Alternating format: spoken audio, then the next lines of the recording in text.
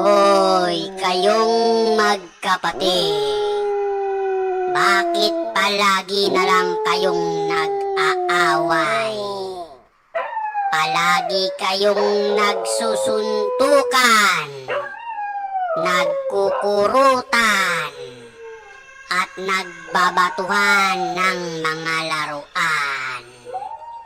Itigil nyo na yan. Para kayong mga aso't pusa. Di ba?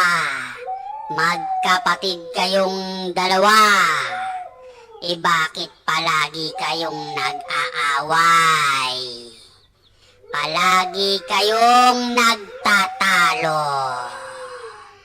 Manda kayo sa aking magkapatid kayo. Dahil kukunin ko kayo. Dahil palagi na lang kayong nag-aaway.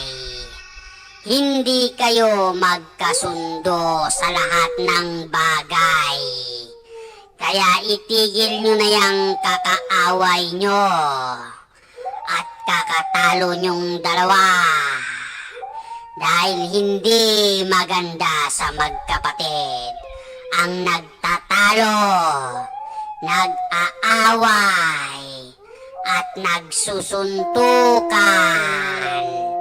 At yung isa iiyak.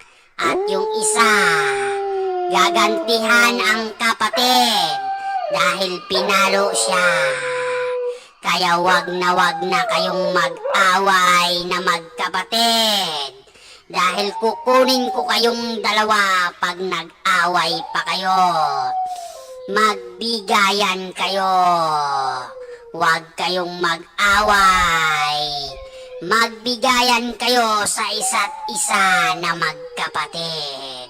Dahil pag hindi nyo pa tinigil yang kakaaway nyong magkapatid, kukunin ko kayo at kakainin ko kayong dalawa.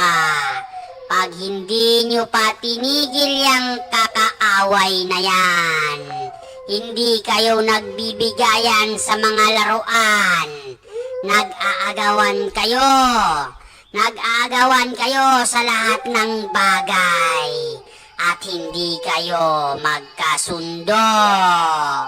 Dapat sa magkapatid ay nagmamahalan, nagbibigayan, at laging magkasundo. Bakit kayong magkapatid, ay nakikita ko, hindi kayo magkasundo. Lagi kayong nag-aaway. Kaya lagot kayo sa akin pag nalaman kong nag-aaway pa kayong magkapatid. Lagot kayo sa akin.